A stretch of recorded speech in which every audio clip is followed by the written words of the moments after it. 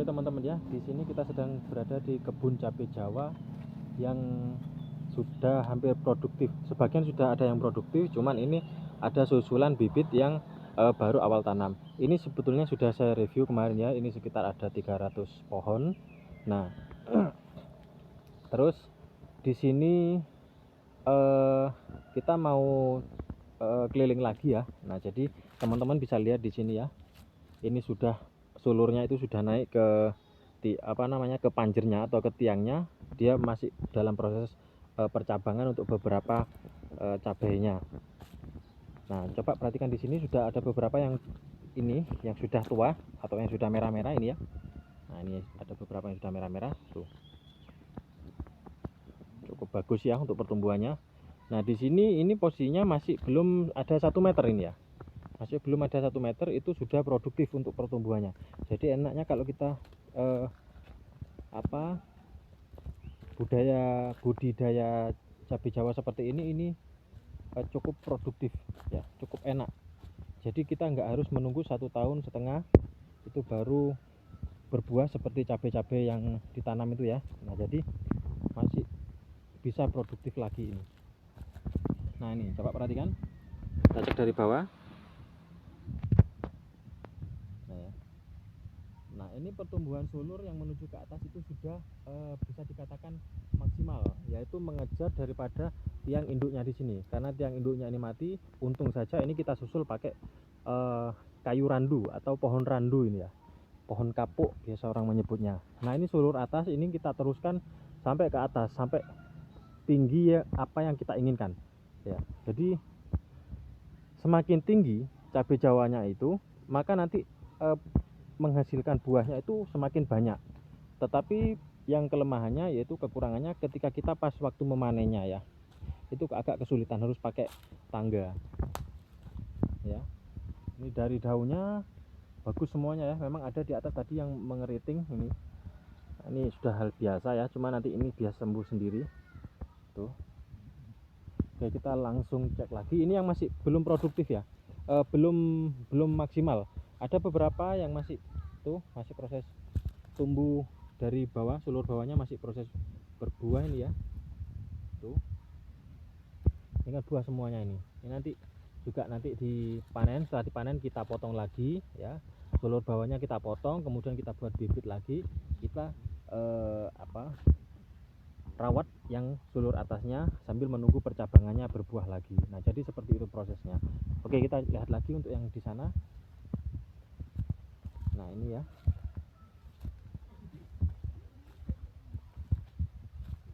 Nah, ini sudah ada yang berbuah ya, sudah matang. Ini sudah waktunya ngambil.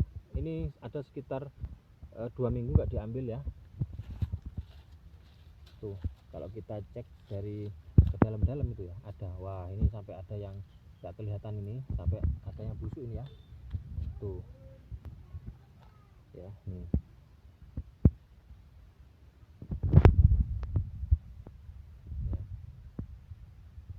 Oke, lanjut nanti lagi ya. Nih.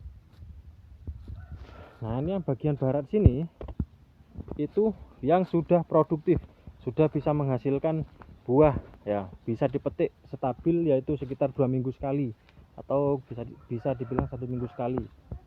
Ini ya. Tingginya sekitar 2 meter. Masih diteruskan lagi sampai sulur atas itu ya. Masih proses bertumbuh, kita menunggu percabangannya.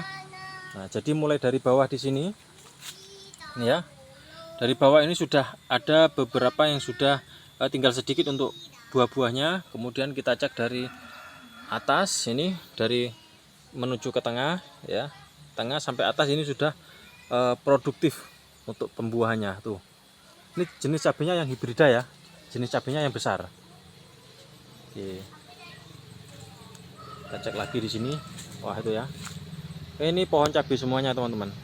Nah, ini menghasilkan jutaan rupiah kalau ditabung. Anggap saja kita nabung emas. Sekarang itu harganya di sini 1 kilo 100.000 keringnya ya. Kalau dijual basah di sini kita eman-eman. Jadi kita menjual kering. Tuh. Ya. Oke, kita mau sepil saja dari beberapa pohon. Tuh, coba perhatikan baik-baik untuk pertumbuhan buahnya sangat maksimal ya. Karena di sini memang kondisinya cukup bagus ya. Tidak terlalu panas dan juga tidak terlalu naung. Ketika pagi hari itu di sana masih ada sisa-sisa pepohonan dari punya tetangga tuh ya, pohon-pohon besar, sehingga matahari tidak langsung terkena mulai pagi sampai sore, nggak langsung. Nah, makanya di situ konstur tanahnya ini basah saja ya. Jadi nggak terlalu lembab dan juga nggak terlalu kering. Ini adalah jenis tanah yang bagus dan hasilnya seperti ini. Nah, sebetulnya ini masih bisa dikasih tanam kacang kacang brol seperti kemarin di video sebelumnya itu ya, yang sudah kita upload, itu bisa ditanami kacang brol ya. Tuh sana ya, coba perhatikan. Nah, ini sudah menghasilkan buah produktif sekali ini ya. Oke, ini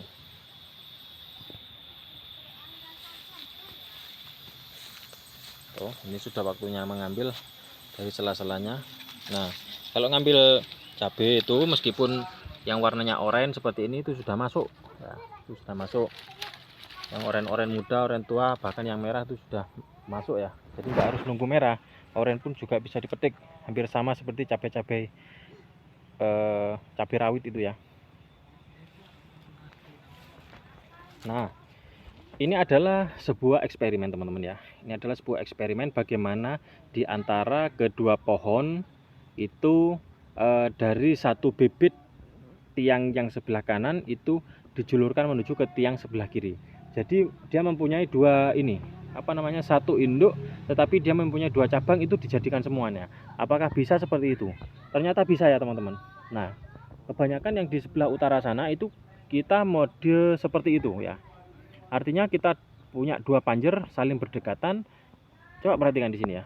Di sebelah kiri itu adalah yang jalur yang keduanya atau sulur yang keduanya, kemudian sebelah kanan itu yang utamanya.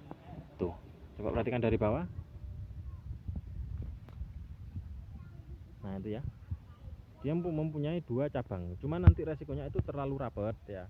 Kita mau eksperimen juga nanti hasil risetnya itu apakah proses pembuahannya itu bisa maksimal ya atau tidak. Tetapi di sini kalau kita lihat ini proses pembuahannya itu maksimal ya, asalkan panas terik mataharinya itu mencukupi gitu loh. Wah, itu ya. Nih. Ini kan buah semuanya ini ya. Nah, coba kita cek dari bawah di sini ya. Ini ya. Ya. Nih. Ini dari yang batang utamanya dari sebelah sini, kemudian menuju ke sebelah sini ya. Nih. Ya, ada dua cabang sini. Kita jadikan semuanya. Ternyata bisa jadi ya semuanya ya. Jadi nggak harus satu pohon 3 diutamakan, itu enggak ya. Bisa dicabang lagi seperti ini. Oh. Dan tumbuhnya subur juga ya.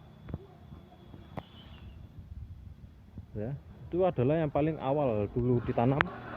Jenis yang paling subur ini menurut saya. Tuh. Ya, sudah membarong ini. Wow, ini sembunyi-sembunyi semuanya untuk buahnya. Kita cek memutar ya. Tuh ya. Wow.